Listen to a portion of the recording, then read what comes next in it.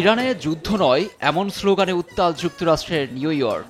ইরানে ইসরায়েলি হামলা এবং যুক্তরাষ্ট্রের হামলার প্রতিবাদে ফুঁসছে সাধারণ মানুষ, হাতে যুদ্ধবিরোধী প্ল্যাকার্ড এবং মুখে নেতানিয়াহু ও ট্রাম্প বিরোধী স্লোগান। আমরা আরও একটি যুদ্ধ দেখতে যাচ্ছি, যেখানে বহু মানুষের রক্ত ঝরবে।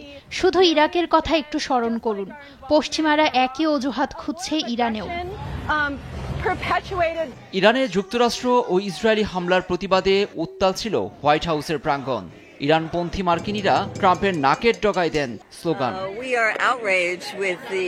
ইরানের পরমাণু স্থাপনায় অবৈধ হামলার প্রতিবাদে উত্তাল কানাডার টরন্টো। মার্কিন কনসুলেটের বাইরে শত শত বিক্ষোভকারী অবস্থান নিয়ে ট্রাম্পের পদক্ষেপের বিরুদ্ধে জানান প্রতিবাদ।